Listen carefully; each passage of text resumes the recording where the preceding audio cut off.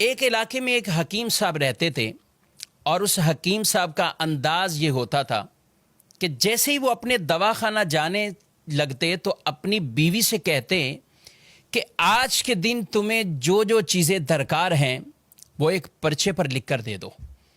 اس کی اہلیہ وہ تمام چیزیں لکھ کر ان کو وہ چٹ تھما دیتی۔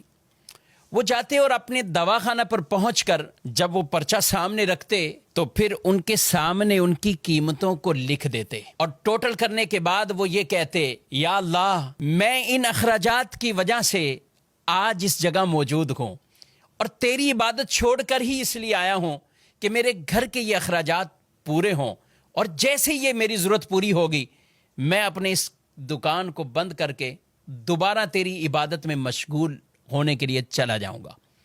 یہ معاملہ اس کا چلتا رہا۔ ایک دن تو عجیب ہی معاملہ ہوا کہ جب دواخانہ پہنچے، پرچے کو سامنے رکھا، چٹ کو دیکھتے جا رہے ہیں، کہیں دودھ اور چینی اور گھر کے دیگر ضروریات کا تذکرہ ہے، لیکن لکھتے لکھتے ان کی بیوی نے سب سے آخر میں لکھا کہ بیٹی کا جہیز کا سامان۔ یہ پڑھتے ہی وہ گویا کہ دن میں ہی انہیں تارے نظر آنے لگ گئے اور وہ کچھ کھو گئے کہ یہ کیسے ہوگا۔ لیکن سب قیمتوں کو وہ لکھتے لکھتے جب اس جملے پر پہنچے تو حکیم صاحب نے آگے تحریر کیا کہ یہ اللہ کے کام ہیں، اللہ ہی جانے۔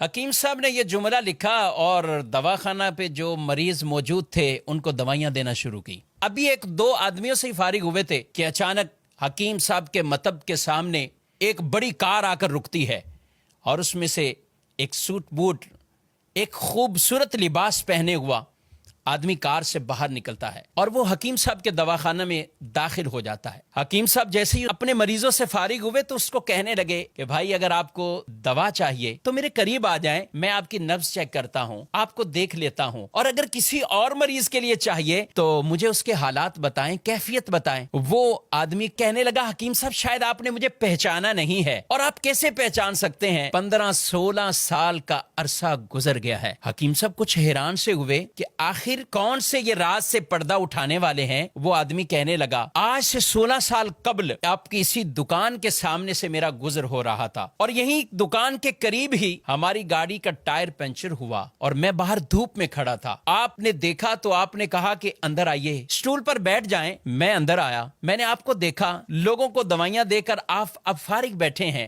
ایک چھوٹی سی بچی آپ کے پاس کھڑی اور آپ سے کہہ رہی تھی، بابا چلیے نا، بھوک لگی ہوئی ہے، چلیے گھر کو چلتے ہیں۔ آپ اسے کچھ ٹہلنے کا کہہ رہے تھے۔ میں نے سوچا میں ایسے ہی آپ کی دکان میں بیٹھا ہوں، چلو کوئی دوائی آپ سے کہہ دوں